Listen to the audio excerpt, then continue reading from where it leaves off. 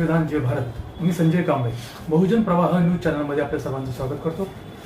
मित्रांनो, आपण बहुजन प्रवाह न्यूज चॅनलच्या माध्यमातून भारतीय संविधान घर घर संविधान हा एक उपक्रम आपण सुरू केलेला आहे। हायकोर्टाचे माजी न्यायाधीश BG कोळसे पाटील सर यांच्यापासून आपण सुरुवात केलेली आहे आणि या भारतीय संविधानामध्ये 395 कलम 22 भागाचे जे परिशिष्ट आहेत आणि ह्या पूर्ण संविधानाची माहिती आज आपल्या समोर भारतीय घटनेचे अभ्यासक ॲडव्होकेट असीम सरोदे सर यांच्याकडे आपण आलेलो आहोत। तर आपण नेमकं त्यांच्याकडून जाणून घेऊया की भारतीय संविधानातील जी कलमे आहेत 395 कलम आहेत त्यापैकी 2-3 कलमाविषयी त्यांच्याकडून आपण माहिती जाणून घेणार आहोत। भारतीय राज्यघटनेचे शिल्पकार डॉक्टर बाबासाहेब आंबेडकरांनी हे संविधान 2 वर्ष 11 महिने 17 दिवसांमध्ये हे संविधान पूर्ण केलं। तर हे संविधान पूर्ण करत असताना बाबासाहेबांसमोर अशी मोठी कोणती आव्हाने आली होती की बाबासाहेबांनी ती पेलून ही भारताची राज्यघटना निर्माण केली? प्रथम हे आपण लक्षात घेतलं पाहिजे की या भारतामध्ये अत्यंत वेगवेगळ्या जातीचे, धर्माचे, वेगवेगळे प्रकारचे कपडे परिधान करणारे, वेगवेगळे आहार पद्धती असणारे आणि वेगळ्या संस्कृती असणारे अनेक समाज समूह इथे एकत्र राहत होते। अशा वेळेस सगळ्यांना न्याय देणं, कोणावरही अन्याय होणार नाही अशा प्रकारची घटनात्मक तरतूद करणं आणि सगळ्यांना संविधान आपलंसं वाटेल अशा प्रकारे संविधानाची रचना करणं हे खूप मोठं आव्हान बाबासाहेबांसमोर होतं। आणि त्यांचं मोठेपण हे सुद्धा आहे की असं सगळ्यांना न्याय देणारं संविधान तयार करत असतानाच त्यांच्यावर जो स्वतः जगताना अन्याय झालेला आहे, मोठ्या प्रमाणामध्ये विषमता सहन करावी लागली, अन्यायाचे चटके सहन करावे लागले, पण त्यांनी कधीही बदल्याच्या भावनेतून संविधान लिहिलं नाही की मला ज्या समाज समूहाने त्रास दिलेला आहे त्यांच्याबद्दल आता मी काहीतरी असं लिहितो की पूर्णच बदला घेतला जाईल, तशा बदल्याच्या भावनेतून संविधान लिहिलं नाही। हे बाबासाहेबांचं एक मोठेपण आहे असं आपल्याला मान्य करायला पाहिजे। आणि या सगळ्या पार्श्वभूमीवर संविधान लिहून सगळ्यांमध्ये एक भारतीयत्वाचं बीज रोवण्याचं काम खरं तर बाबासाहेबांनी केलेलं आहे। भारतीय संविधान म्हणजे इथल्या संपूर्ण समाजाला, भारताला एक देश म्हणून एकत्र बांधणारा एक धागा आहे आणि भारताच्या संविधानानुसार चालणारा देश म्हणून आपण जर संविधानाची योजना बघितली तर ही एक मोठी पॉलिसी आहे भारतभरासाठीची, ज्या पॉलिसीची आता पण अंमलबजावणी होताना आपल्याला दिसत नाही, दुर्दैवाने म्हणायला पाहिजे। एकदम भारतीय संविधान देशावर लागू होऊन 72 वर्ष झाली, पण या संविधानाची अंमलबजावणी झालेली नाही। याची मुख्य कारणे कोणती आहे की किंवा हे संविधान विशिष्ट वर्गाच्या, जे सवर्ण वर्ग आपण म्हणूयात, या सवर्ण वर्गाच्या हातामध्ये असल्यामुळे ह्याची अंमलबजावणी होत नाही का? ह्याचं नेमकं कारण काय, आपण कसे पाहता याच्याकडे? खरं तर या प्रश्नाचं उत्तर डॉक्टर बाबासाहेब आंबेडकरांनी त्यांच्या घटना समितीच्या वेळेसच्या झालेल्या भाषणातून दिलेलं आहे। त्यांनी सांगितलं की हे सर्वात मोठं लिखित संविधान आहे, अनेकांना समावेश करून अनेकांना न्याय मिळेल आणि सगळे कुणावरच अन्याय होणार नाही अशा प्रकारची रचना जरी भारतीय संविधानात केलेली असली तरी सुद्धा हे संविधान चांगलं का वाईट हे ठरवण्याचा काळ जो आहे तो वेगवेगळा असेल। आणि त्यांनी सांगितलं की संविधानाचे अर्थ काढणारे लोक जर वाईट असतील तर हे संविधान किती चांगलं असेल तरी ते वाईट ठरणार। आणि जर त्या संविधानामध्ये काही उणिवा असतील, काही त्रुटी राहिल्या असतील, पण चांगले लोक जर संविधानाची अंमलबजावणी करणारे असतील तर त्या संविधानाला आपण एक अत्यंत उत्तम संविधान म्हणून सुद्धा बघू शकतो। त्यामुळे खरं तर वापरणाऱ्यांवर हे अवलंबून आहे असं बाबासाहेबांचं म्हणणं होतं आणि ते खरं होताना आपल्याला दिसते की सगळ्या गोष्टी संविधानात लिहिल्या नसतील किंवा सगळ्या गोष्टी लिहिल्या जाऊ शकत नाही, पण याचा अर्थ संविधानामध्ये असलेल्या उणिवा आणि त्यावेळेस लोक जी नैतिकता पाळायची ते पाळणारे आता नसल्यामुळे अनेक मोठे मोठे आव्हानं संविधानासमोर निर्माण झालेले आहे। वारंवार संविधानाची चौकट जी आहे त्याला धक्का लावण्याचा प्रयत्न, ती चौकट उल्लंघून दुसरंच काहीतरी करण्याचे प्रयत्न झाले आणि त्यावेळेस सर्वोच्च न्यायालयामध्ये केशवानंद भारतीची केस डिसाईड झाली। केशवानंद भारतीच्या केसमध्ये सुप्रीम कोर्टाने स्पष्टपणे सांगितलं की कोणत्याही प्रकारचं संविधान संशोधन आपण करू शकतो, कारण की भारतीय संविधान जरी त्या अर्थाने ताठर असलं तरी ते लवचिक आहे, कारण की आवश्यकतेनुसार जे बदल करण्याचा स्कोप त्याच्यामध्ये ठेवलेला आहे। आणि तरीही तुम्ही मूलभूत हक्कांना, मूलभूत चौकटीला संविधानाच्या धक्का लावू शकत नाही। आणि आता सगळी अडचण ही जे हुकुमशाही होण्याचा प्रयत्न करतात, जे अरेरावी पूर्ण वागणूक ठेवण्याचा प्रयत्न करतात, अशा सगळ्या नेत्यांसमोर हे जे जजमेंट आहे हे अत्यंत मोठं आव्हान आहे की त्यांना संविधान बदलायचं असेल तरी ते बदलू शकत नाही, कारण मूळ गाभ्याला संविधानाचे हात लावता येत नाही, हात लावता येत नाही. आणि म्हणून संविधानाचं पावित्र्य एवढ्या सहजासहजी नष्ट करण्याचा प्रयत्न जर कोणी करत असेल तर ते शक्य नाही, हे सुद्धा सगळ्या नागरिकांनी लक्षात घेतलं.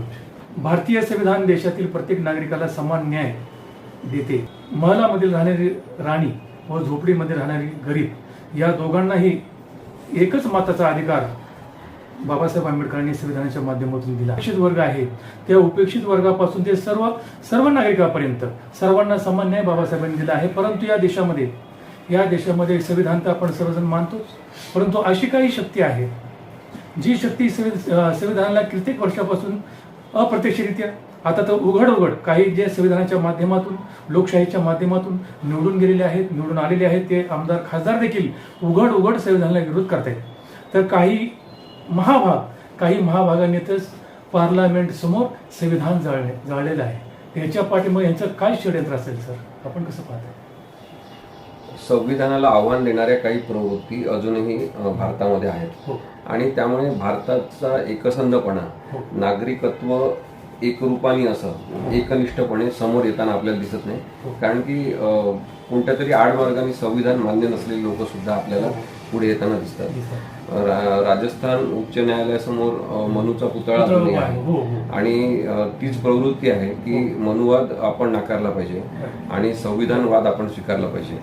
आणि त्यामुळे मनुस्मृतीने देश न चालता हा भीमस्मृतीने चालला पाहिजे अशी जी मागणी होत असते त्याच्या मागे संविधानिक विचार आहे. मग भीमस्मृती म्हणत असताना कोण दलित वर्गाचा तो विचार नाहीये. डॉक्टर बाबासाहेब आंबेडकर काही केवळ दलित समाजाचे नाही, ते संपूर्ण भारताचे नेते आहेत, भारताचे पहिले कायदा मंत्री आहेत आणि एक संवेदनशील कायदा मंत्री कसा असू शकतो याचं उदाहरण त्यांनी घालून दिलेलं आहे. त्यामुळे मला असं वाटते की भारतीय संविधानाला आव्हान देणारे काही लोक असू शकतात ज्यांना लोकशाहीच मान्य नाही, ते सांगता येत नाही पण लोकशाही मान्य नाही अशा स्वरूपाचे लोक असतात. त्यांना ही अडचण नेहमीच राहणार आहे की भारतीय संविधान जोपर्यंत अत्यंत मजबूत पद्धतीने उभा आहे तोपर्यंत एक बलाढ्य भिंत आहे जी भारतीय नागरिकत्व कायम ठेवेल आणि लोकशाहीचा झेंडा नेहमीच उंच राहील. देशातील काही मनोवादी लोक संविधान बदलण्याची भाषा करतायत. या लोकांना देशात पुन्हा मनुस्मृती आणायची आहे, काय हे शक्य आहे? आपण जेव्हा मनुस्मृती म्हणतो तेव्हा एक कट्टरवाद म्हणून ते अपेक्षित आहे. मग तो कट्टरवादी हिंदुत्व असो किंवा कट्टरवादी मुस्लिमपणा असो किंवा कट्टरवादी ख्रिश्चनवाद असो किंवा इतर कोणत्याही प्रकारचा कट्टरवाद असो, संविधानाला कट्टरवादच मान्य नाही. बरोबर. संविधान ही एक नागरिकत्व जगण्याची गोष्ट आहे. नागरिक म्हणून, माणूस म्हणून आपण कसं जगू शकतो आणि एकत्र कसं राहू शकतो आणि सगळ्यांचा विकास कसा झाला पाहिजे याबद्दलचा विचार जो आहे तो माणुसकी प्रधान विचार आहे. त्यामुळे त्यासाठी संविधान एखाद्याने वाचलं नसेल तरी चालेल. जर तो माणूस माणुसकीवर विचार ठेवणार असेल तर संविधान वाचण्याची कदाचित गरज उरणार नाही.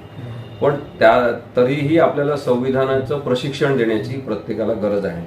कारण की आपण आता पाहतो की सुरुवातीला नागरिकशास्त्र हा विषय होता. नागरिकशास्त्र म्हणजे संविधानाचा विषय आहे. मग 100 मार्काचं नागरिकशास्त्र पूर्वी असायचं, वेगळा पेपर असायचा. पण कालांतराने आपण पाहतो की नागरिकशास्त्र हा विषय आता पर्यायी किंवा ऑप्शनल म्हणून टाकण्यात आलेला आहे. त्याचे 100 मार्कचा पेपर रद्द करून आता 25 मार्कापर्यंत आपण नागरिकशास्त्र आणून ठेवलेलं आहे. मग नागरिकशास्त्राचे मार्क म्हणून पण आता धरले जात नाही, तर आता त्याला ग्रेड स्वरूपात विभागलेला आहे. म्हणजे ABCD अशी ग्रेड आता त्याला देतात. नागरिकशास्त्र हा महत्वाचा विषय ज्या देशामध्ये वाटत नाही, शिक्षण व्यवस्थेमध्ये हा महत्वाचा विषय असं लक्षात घेतला जात नाही, तिथल्या लोकांना नागरिकशास्त्र शिकवण्याचं आव्हान परत आपल्या समोर असणार. कारण की नागरिक म्हणून जगण्याची पात्रता एकदा आपण गमावून बसलो आणि आपण जर एका विशिष्ट पक्षाची, एका विशिष्ट धर्माची, एका विशिष्ट जातीचे असा अहंकार घेऊन जगणारे लोक वाढले तर मग भारतीय संविधान पुन्हा एकदा ABCD पासून समजून घेण्याची सुरुवात करावी लागेल. आणि म्हणून लोकशाहीची बांधणी होत असताना नागरिकत्वाचा विकास झाला पाहिजे.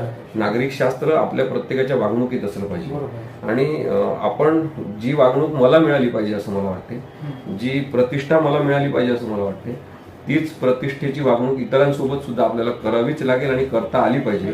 हे नागरिकशास्त्र जे आहे ते महत्वाचं ठरणार आहे. आपल्याला संविधानामधील एक दोन कलमांविषयी जर आम्हाला सविस्तर आम्हाला जरा माहिती सांगितली तर खूप बरं होईल सर. भारतीय संविधानातले काही महत्त्वाचे कलम आहेत जे लक्षात घेतले पाहिजे असं मला नेहमी वाटतं. आता आपण नागरिकत्वाचा विचार करत असल्यामुळे आणि सातत्याने काही कायदे आणून नागरिकत्वाची संकल्पना बदलण्याचा एक प्रयत्न होत असल्यामुळे आर्टिकल 12 म्हणजे भारतीय संविधानातील कलम 12 हे समजून घेतलं पाहिजे, ज्यामध्ये नागरिक कोड सिटिझनशिपची व्याख्या दिलेली आहे. आणि या भारतामध्ये जो भारत स्वतंत्र झाला 1947 साली आणि आपण संविधान स्वीकारलं 1950 मध्ये, तेव्हापासून जो माणूस इथे भारतात राहायचं ज्यांनी ठरवलं तो प्रत्येक जण भारतीय नागरिक आहे. स्वातंत्र्यानंतर संविधान स्वीकारल्यानंतर ज्यांचा जन्म भारतामध्ये झाला तो प्रत्येक माणूस कोणत्याही जाती धर्माचा असो तो भारतीयच आहे. त्यामुळे धर्माच्या आधारे कोणाकडे शंकेने पाहायचं हे काय भारतीय संविधान शिकवत नाही, हे संविधानाला मान्य नाही. आणि म्हणून मग नवीन पद्धतीने काहीतरी नागरिकशास्त्र आणण्याचा किंवा नागरिकत्वाची व्याख्या करायची आणि मग तुम्ही आम्हाला इतके पुरावे द्या, मग तुम्ही भारताचे नागरिक आहे असं आम्ही सांगू किंवा आम्ही म्हणू, आम्ही तुम्हाला सर्टिफिकेट देऊ, हे संविधानाला मान्य नाही.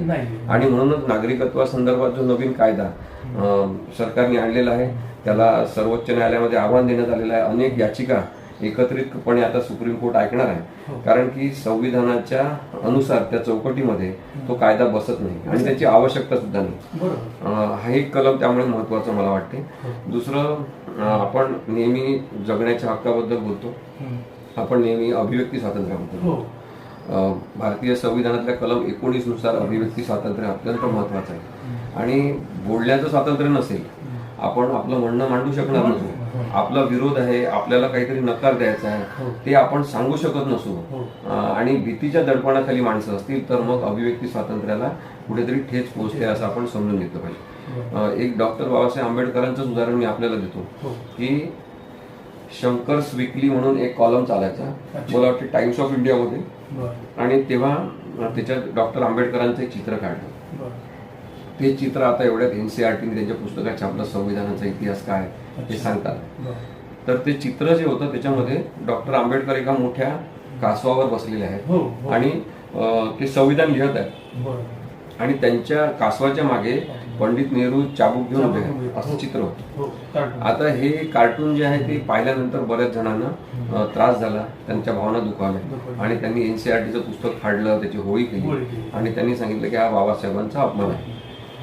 पण जेव्हा माझ्याकडे सुद्धा हे असे अनेक लोक आले तेव्हा मला त्यांना सांगावं लागलं की डॉक्टर बाबासाहेब आंबेडकर स्वतः असताना शंकर्स वीकली मध्ये हे कार्टून काढलेलं होतं. बाबासाहेबांची जी सवय होती त्याच्यानुसार ते साधारणतः 8 ते 11 काहीतरी पेपर ते दररोज वाचायचे, वेगवेगळ्या प्रकारचे मासिक आणि सगळे वृत्तपत्र.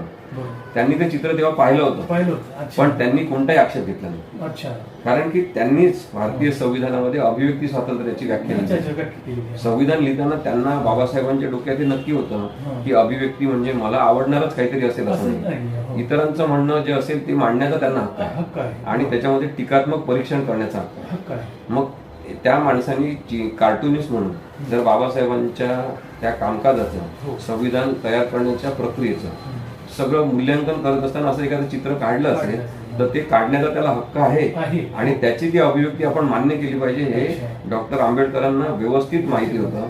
त्यामुळे त्यांनी कधीही त्याच्याबद्दल आक्षेप घेतला नाही. आणि आपण जर आता आक्षेप घेऊ तर मग याचा अर्थ संविधान कळलं नाही आणि डॉक्टर आंबेडकरांच्या विचारांचा तो पराजय आहे.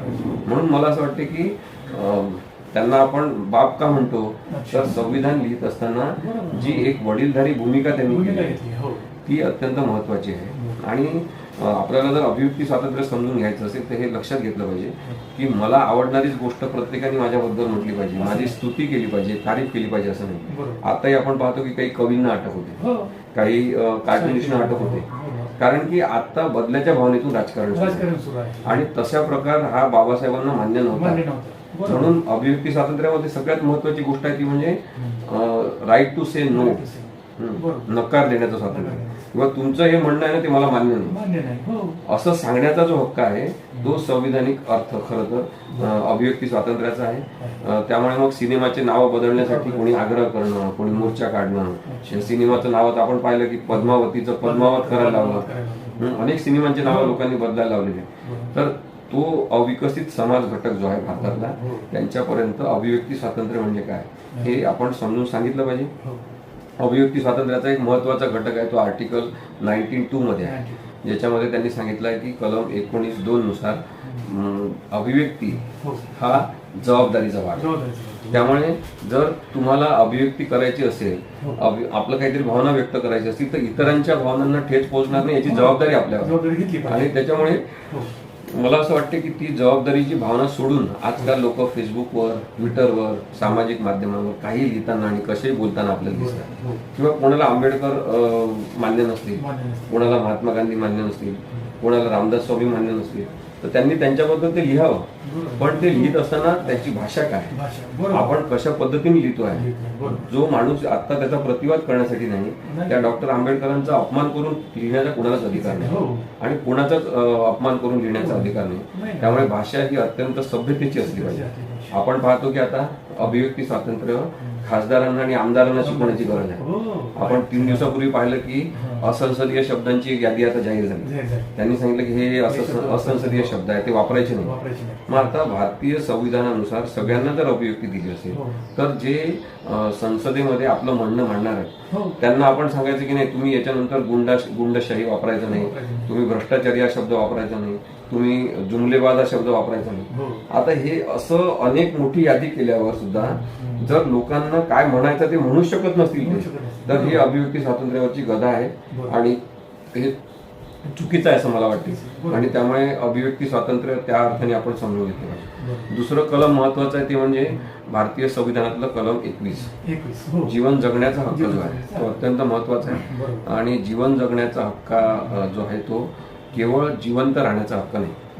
त्यामुळे आपण शहरी गरीब जे पाहतो त्याला आपण अर्बन पुअर असं म्हणतो, जे कधी बेघर असतात, फुटपाथवर राहत असतात, HIV सह जगत असतात, काही जण अपंगत्वासह जगत असतात, काही लहान मुलं असतात जे गुन्हेगारीमध्ये ओढले जातात. या सगळ्या विखुरलेल्या घटकांकडे कोण बघणार आणि त्यांच्या जीवन जगण्याच्या हक्काबद्दल कोण बोलणार हा प्रश्न भारतात निर्माण झालेला आहे. मग मानवी प्रतिष्ठेसह जगणं हा अर्थ जर जीवन जगण्याच्या हक्काचा भाग असेल तर प्रत्येकाला प्रतिष्ठित जीवन मिळालं पाहिजे. सुरुवातीला याची व्याख्या क्लिअर नव्हती. सुप्रीम कोर्टाने काही निकाल दिले आणि त्यांनी सांगितलं की समान कामासाठी समान दाम मिळालं पाहिजे. आणि तेव्हा त्यांनी सांगितलं की केवळ माणूस जिवंत असणं म्हणजे मानवी हक्क नाही किंवा तो म्हणजेच जीवन जगण्याचा हक्क नाही, प्रतिष्ठेसह जीवन जगण्याचा हक्क म्हणजे जीवन जगण्याचा हक्क आहे. मग आता असं जेव्हा अन्वयार्थ कोर्टाने काढला तेव्हा तुम्ही पहा की अचानक भारतामधली परिस्थिती बदलायला लागली. मग शिक्षणाचा हक्क जो आधी मूलभूत हक्कामध्ये नव्हता तो मूलभूत हक्कामध्ये समावेश झाला. सफिशियंट प्रमाणामध्ये अन्नधान्य मिळालं पाहिजे हा हक्क त्याच्यामध्ये समाविष्ट झाल्याबरोबर भारतामध्ये राशनची दुकानं सुरू झाली. ही सरकारची जबाबदारी आहे की जो माणूस पैसे देऊन अन्न खरेदी करू शकत नाही त्याला स्वस्तात अन्नधान्य मिळालं पाहिजे. आणि आपण अशा अनेक यंत्रणा उभ्या झालेल्या पाहतो. कोर्टाने सांगितलं की केवळ जिवंत राहणं नाही, किड्या मुंग्यांसारखं जिवंत असणं म्हणजे मानवी प्रतिष्ठेसह जगणं नाही, तर मानवी प्रतिष्ठेसाठी लागणाऱ्या विकासाच्या सगळ्या संकल्पना पूर्ण झाल्या पाहिजे. आणि म्हणून जीवन जगण्याचा हक्क अत्यंत महत्वाचा हक्क आहे असं मला वाटते. तो शेतकऱ्यांचा हक्क असेल, तो पारधी समूह जे आहेत ते अन्यायग्रस्त आहेत त्यांचा तो हक्क आहे, जे दलित आहेत वंचित आहेत म्हणून अन्यायग्रस्त होतात त्या सगळ्यांचा तो हक्क आहे. पोलिसांनी कोणावरही कारवाई करताना चुकीची कारवाई करू नये, पोलिसी अतिरेक करू नये, कोणावर चुकीचे गुन्हे लावू नये, अटक झालेल्या व्यक्तीला त्यांचे कारण सांगावे, या सगळ्या अनेक गोष्टींचा समावेश जीवन जगण्याच्या हक्कामध्ये आता करण्यात आलेला आहे. प्रश्न असा आहे की अनेक माणसांना समाजातील अनेक समूहांना हे त्यांचे हक्कच माहिती नाही. आणि त्यामुळे मला असं वाटते की आपण या आपल्या चॅनलच्या माध्यमातून हे जे काही संवाद घडून आणताय यातून लोकांना चांगल्या पद्धतीने भारतीय संविधानाची निदान तोंडओळख होईल आणि आपले अधिकार माहीत होणं ही खूप मोठी ताकद आहे. म्हणून डॉक्टर आंबेडकरांनी म्हटलेलं आहे की अधिकार माहीत झाल्यानंतर मग काय करायचं, नुसतेच अधिकार मला माहीत झाले तर काही फायदा नाही, ते अधिकार मला मागता आले पाहिजे, त्या अधिकारांचं संरक्षण झालं पाहिजे, याची मागणी मिळून घेता आली पाहिजे. मग त्यासाठी त्यांनी सांगितलं की सगळ्यात महत्वाचं संविधानातील कलम म्हणजे कलम 32 आणि 226, ज्याच्यामध्ये थेट एक सामान्य गरीब माणूस थेट उच्च न्यायालयात जाऊ शकतो, सर्वोच्च न्यायालयात जाऊ शकतो आणि माझ्यावर अन्याय झालाय, मला न्याय पाहिजे असं तो सांगू शकतो. ते कलम खूप महत्वाचं आहे. असे अनेक कलम आहेत भारतीय संविधानातले ज्याच्यामध्ये मूलभूत हक्क वैश्विक अधिकार म्हणून जिवंत माणसांना दिलेले आहेत आणि याच्यातून खरं तर भारतीयत्व हे मजबूतीने उभं राहू शकतं. भारतीय संविधान राष्ट्रग्रंथ आहे हे आपल्यास मान्य आहे? हो, भारतीय संविधान नक्कीच राष्ट्रग्रंथ आहे. उलट आपापल्या धर्माचे सगळे धर्मग्रंथ हे प्रत्येकाने आपल्या व्यक्तिगत जीवनाचा भाग आहे असं समजून केवळ ते घरात धर्माचं पालन करावं. सार्वजनिक ठिकाणी कोणतेही धर्म आणि धर्माचे सोपस्कार आणि कार्यक्रम आणू नये. सामूहिक भारतीय जीवन जगत असताना आपला एकमेव ग्रंथ आहे आणि तो म्हणजे भारतीय संविधान आहे. आणि भारतीय संविधानिक विचार किंवा संविधानिक नैतिकता हाच आपल्या जगण्याचा सार्वजनिक धर्म झाला पाहिजे असं मला वाटतं. खूप छान सर. आज आपण ॲडव्होकेट असीम सरदे सर यांच्याशी संपर्क साधला आणि त्यांच्याकडून भारतीय संविधानातील जी महत्त्वाची कलमे आहेत ते कलमे सर्व आपण त्यांच्याकडून जाणून घेतलेले आहेत. याचा नक्की फायदा आपल्या सर्वांना होईल. तर मित्रांनो, पाहत राहा बहुजन प्रवाह न्यूज चॅनल. धन्यवाद. थँक्यू.